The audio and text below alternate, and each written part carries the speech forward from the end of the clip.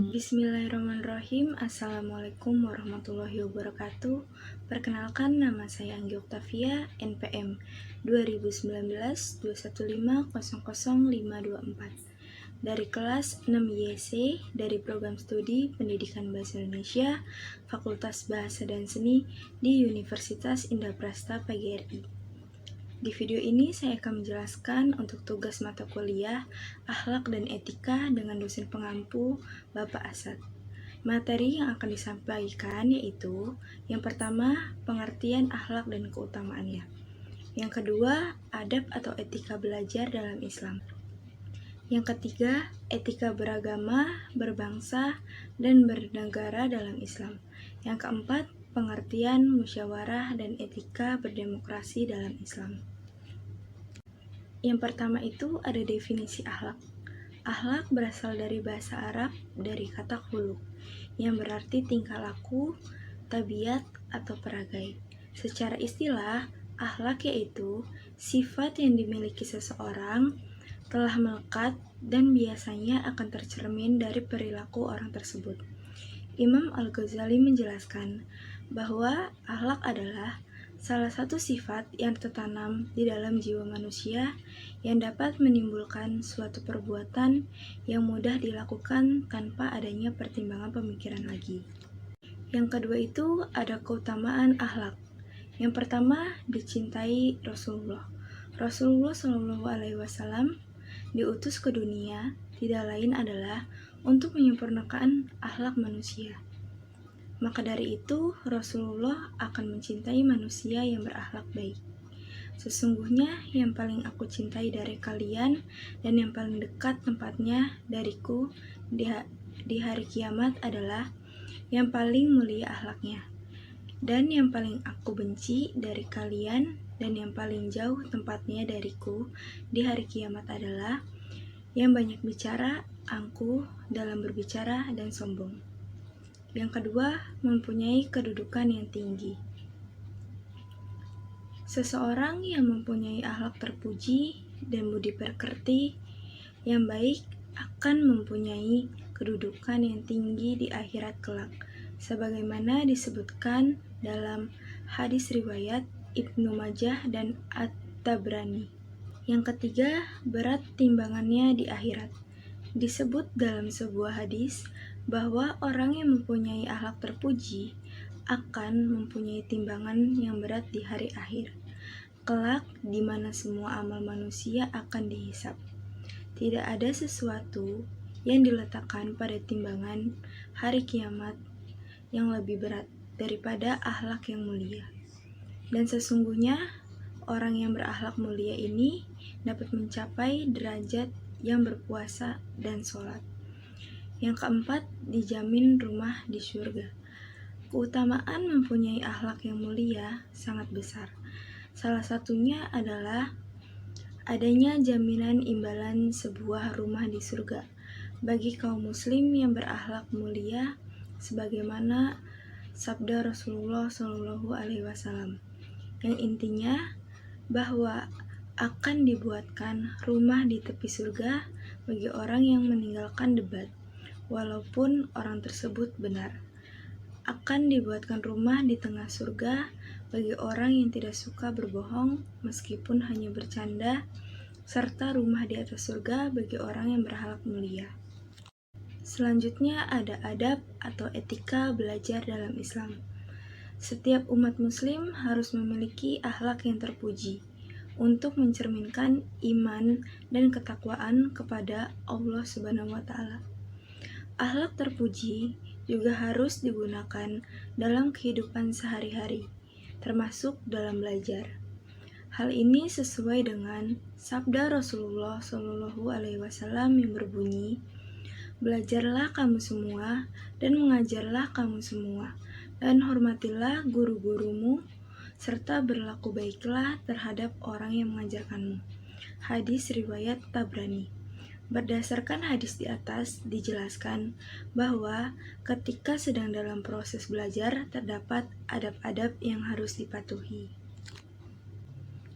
Berikut adalah adab-adab Belajar dalam Islam yang dikutip buku Akidah Akhlak Madrasah Ibtidaiyah oleh Fida Abdillah dan Yusak Burhanuddin. Yang pertama, meluruskan niat ikhlas belajar untuk menuntut ilmu agar lebih dekat dengan Allah Subhanahu wa Ta'ala. Yang kedua, membaca doa sebelum memulai belajar agar Allah Subhanahu wa Ta'ala memudahkan kita untuk memahami semua yang dipelajari. Berikut doa sebelum belajar adalah Rabbi zidni ilma warzuqni fahma waj'alni minas sholihin, yang artinya, ya Allah, tambahkanlah aku ilmu dan berikanlah aku rezeki akan kepahaman, dan jadikanlah aku termasuk golongan orang-orang yang soleh. Yang ketiga, menyimak dengan khidmat penjelasan guru dan tidak memotong penjelasan tersebut kecuali diizinkan. Yang keempat ada perhatikan nasihat dari guru dan diamalkan. Yang kelima ada menghormati, menghargai, bersopan santun, patuh kepada guru, dan disiplin ketika sedang belajar. Yang keenam, membaca doa setelah usai belajar.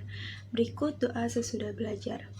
Allahumma inni istadiuka ma'alamtanihi farduhu ilayya inda hajjati wala tangsinihi ya rabbal alamin.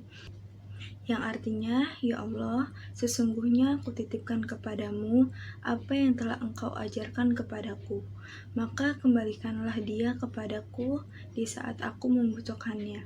Janganlah engkau membuat aku lupa kepadanya, wahai Tuhan pemelihara alam.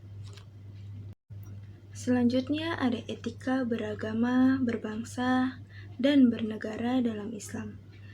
Secara garis besar, setidaknya ada 3 etika seseorang muslim dalam kehidupan berbangsa dan bernegara, yaitu menegakkan keadilan dan kebenaran, menegakkan nilai-nilai kemanusiaan, dan mewujudkan kemaslahatan umat. Yang pertama, menegakkan keadilan dan kebenaran. Dalam kehidupan, kebenaran dan keadilan adalah sesuatu yang paling dicari oleh setiap manusia. Bahkan kehidupan manusia itu sendiri disebut sebagai proses dalam mencari keadilan dan kebenaran. Islam adalah agama yang akan selalu berpihak kepada keadilan dan kebenaran. Bahkan, menegakkan keadilan dan kebenaran adalah kewajiban bagi setiap muslim kapan saja dan di mana saja. Karena saking pentingnya keadilan dalam kehidupan manusia, Allah Subhanahu wa Ta'ala memerintahkan kepada orang-orang beriman agar selalu menegakkan keadilan dan kebenaran sebagaimana yang tercantum dalam Al-Quran Surat Al-Maidah ayat 8. Ya ayyuhallazina amanu kunu qawamina lillahi syuhada bil qisti wala yajrimanakum syaina'anna qaumin alallahi iddilu huwa aqrabu lil taqwa muttaqullah innallaha khabirum bima ta'malun. Yang artinya, wahai orang-orang yang beriman, jadilah kamu sebagai penegak keadilan, karena Allah ketika menjadi saksi dengan adil. Dan janganlah kebencianmu terhadap suatu kaum mendorong kamu untuk berlaku tidak adil. Berlaku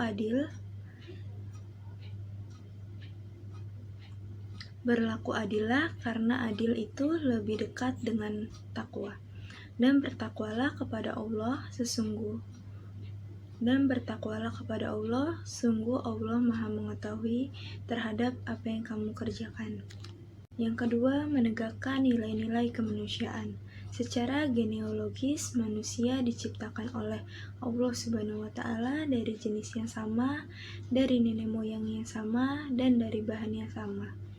Persamaan inilah yang menjadi dasar pentingnya menegakkan nilai-nilai kemanusiaan.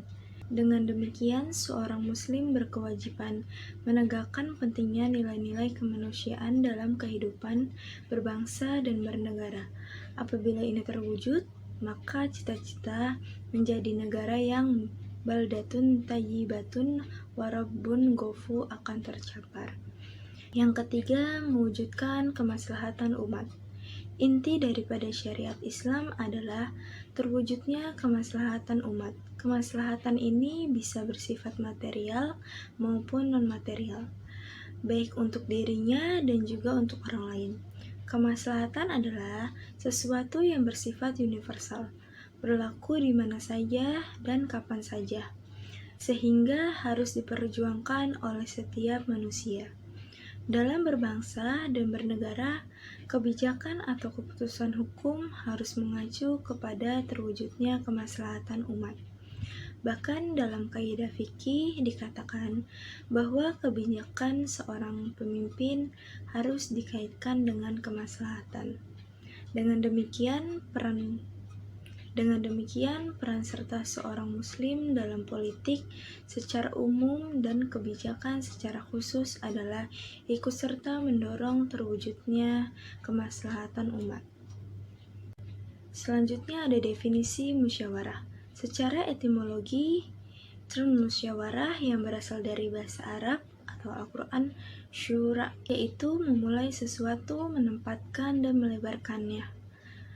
Juga mengandung makna mengeluarkan madu dari sarang lebah. Pendapat lain menyatakan bahwa musyawarah berarti mencapai pendapat atau buah pikiran seperti mengeluarkan madu dari sarang lebah. Dengan wazan atau patron bisa berarti saling mencari atau mengeluarkan pendapat atau rayun. Kata musyawarah tersebut selanjutnya mengalami perkembangan arti sehingga mencakup segala sesuatu yang dapat diambil atau dikeluarkan dari yang lain termasuk pendapat. Dalam Al-Quran terdapat 3 ayat yang membicarakan musyawarah, salah satunya yakni Quran Surat Al-Asyura ayat 42. Dan bagi orang-orang yang menerima atau mematuhi seruan Tuhannya dan mendirikan sholat, sedangkan urusan mereka diputuskan dengan musyawarah antara mereka, dan mereka menafkahkan sebagian dari rezekinya yang kami berikan kepada mereka. Ayat ini diturunkan sebagai pujian kepada kelompok muslim Madinah atau kaum Ansor yang bersedia membela Nabi Muhammad SAW dan menyepakati hal tersebut melalui musyawarah yang mereka laksanakan di rumah Abu Ayyub Al-Ansyari. Namun demikian, ayat ini juga berlaku umum mencakup setiap kelompok yang melakukan musyawarah. Selanjutnya ada etika berdemokrasi dalam Islam. Demokrasi tidak hanya bertujuan menciptakan kebebasan mengeluarkan pendapat, melainkan perlu mempertimbangkan nilai-nilai kemanusiaan. Etika harus jadi pedoman dan orientasi dalam pengambilan keputusan, kegiatan, dan tindakan manusia dalam menjalankan demokrasi. Beberapa etika berdemokrasi dalam Islam. Yang pertama, musyawarah atau asyura. Etika ini menjelaskan cara pengambilan keputusan berdasarkan kesepakatan bersama dengan mengutamakan kepentingan umum daripada pribadi atau golongan. Asyura dijelaskan dalam ayat Quran Surat Ali Imran ayat 159. Wa syawirhum fil amr, yang artinya dan bermusyawaratlah dengan mereka dalam urusan itu. Yang kedua, adil artinya adalah penegakan hukum di berbagai sektor kehidupan sehingga berjalan adil dan bijaksana bagi semua orang. Ayat Al-Quran yang menjelaskan etika ini adalah Quran Surat Al-Maidah ayat 8. Idillu huwa aqrabu lil taqwa wa taqullah innallaha qabirum bima ta'malun, yang artinya berlaku adillah karena adil itu lebih dekat kepada takwa, dan bertakwalah kepada Allah, sesungguhnya Allah Maha mengetahui apa yang kamu kerjakan. Yang ketiga, memenuhi kepercayaan atau al-amanah. Setiap orang yang terlibat dalam demokrasi wajib menjaga amanah yang dititipkan saat musyawarah. Prinsip amanah terdapat dalam Quran Surat An-Nisa ayat 58. Innallaha ya'murukum an tu'addul amanati illa aliha wa iza hakamtum baina nasyi'an tahlumu bil ad, yang artinya sesungguhnya Allah menyuruh kamu menyampaikan amanat kepada yang berhak menerimanya dan menyuruh kamu apabila menetapkannya.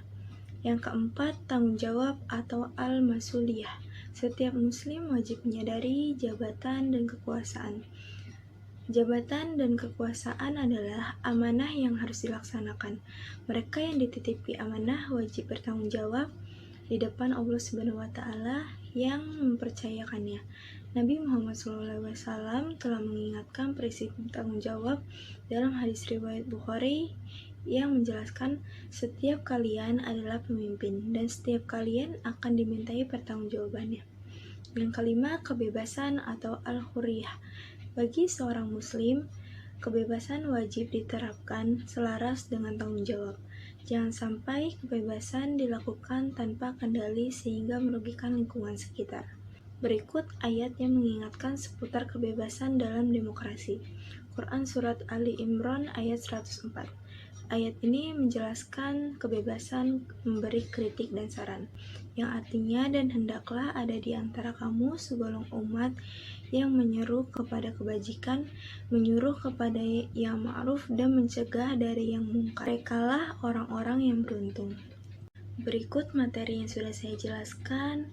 Mohon maaf apabila ada salah kata dalam pengucapan, kurang lebihnya mohon maaf. Wabillahi taufiq wal hidayah. Wassalamualaikum warahmatullahi wabarakatuh.